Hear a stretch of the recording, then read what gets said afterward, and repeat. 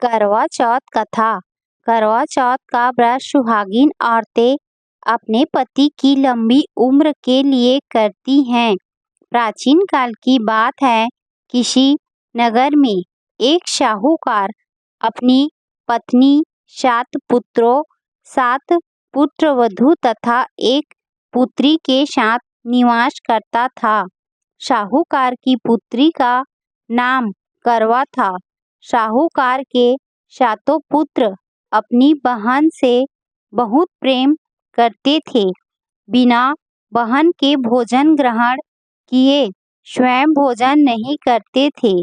एक बार कृष्ण पक्ष की चतुर्थी को करवा चौथ पड़ा। यह व्रत साहूकार की पत्नी, पुत्री, 7 पुत्रवधू ने रखा था। शाम के समय जब करवा के भाई घर आए तथा भोजन करने बैठे, तब बहन को साथ भोजन करने के लिए बोला, लेकिन बहन ने भाइयों से बोला, आज मेरा करवा चौथ का व्रत है। मैं चंद्रमा के दर्शन तथा पूजा करने के बाद ही जल और भोजन ग्रहण करूंगी। यह सुनकर भाइयों ने भी भोजन नहीं किया और चंद्रमा के निकलने का इंतजार करने लगे। कुछ देर इंतजार करने पर जब चंद्रमा नहीं निकले तो अपनी बहन को भूखा प्यासा परेशान देखकर भाइयों को एक उपाय सूझा। सारे भाई नगर के बाहर गए और एक पेड़ पर चढ़कर वहां आग जला दी और घर आकर अपनी बहन से कहा, चंद्रमा निकल आए हैं, चलो दर्शन कर लो और अर्घ्य देकर जल ग्रहण करो। यह बात करवा ने अपनी भाभी को बताई। चांद निकल आया है, चलिए दर्शन करके जल ग्रहण कर लीजिए। भाभी ने समझाया कि उनके भाइयों उन्हें भूख प्यास से परेशान देखकर नगर के बाहर पेड़ पर आग जलाई है, उसे ही चंद्रमा बोल रहे हैं। लेकिन करवा ने बात नहीं मानी और वह आग को चांद समझकर अपना व्रत खोल लेती हैं। लेकिन करवा के भाइयों ने अपना व्रत नहीं खोला। व्रत खोलते ही करवा को उसके ससुराल से समाचार आया, उसके पति की मृत्यु हो चुकी है।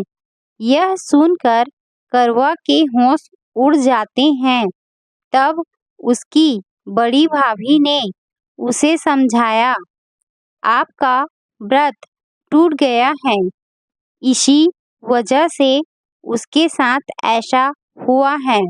अपनी गलतियों पर करवा को एहसास हुआ तथा उसने प्रण किया कि वो अपने पतिव्रत से अपने पति को पुनः जिंदा कर के रहेगी और उसने अपने पतिदेव का अंतिम संस्कार नहीं करने दिया।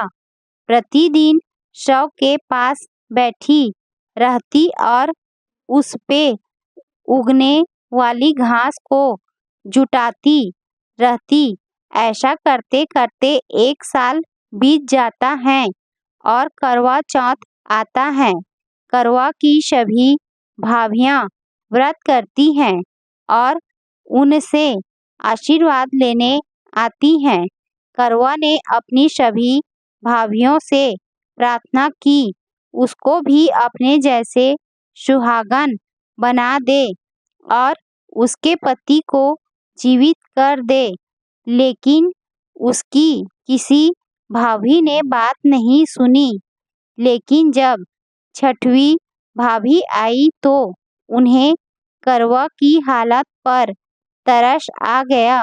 और बोला, सबसे छोटी वाली भाभी से बोलना कि तुम्हारे पति को जीवित कर दे, क्योंकि उसके पति की वजह से तुम्हारा व्रत खंडित हुआ था, जिससे ईश्वर नाराज हो गए हैं। इतना बोलकर उसकी भाभी चली गई। जैसे ही सबसे छोटी भाभी आशीर्वाद लेने आई, करवा ने उनसे प्रार्थना की, कृपया आप मुझे सुहागन बना दे, मेरे पति को नया जीवन दे। उसकी भाभी ने मना कर दिया कि मेरे पास पुनर्जीवन करने की क्षमता कहाँ है। भाभी के मना करने पर करवा ने उन पर क्रोध से हमला कर दिया तथा उनका गला पकड़ लिया और बोली, जब तक मेरे पति को जिंदा नहीं करोगी, नहीं छोड़ूंगी। हार मानकर भाभी को करवा के पति को नया जीवन देना पड़ा। जान डालते ही उसका पति विघ्नहर्ता भगवान गणेश की जयकार करने लगा।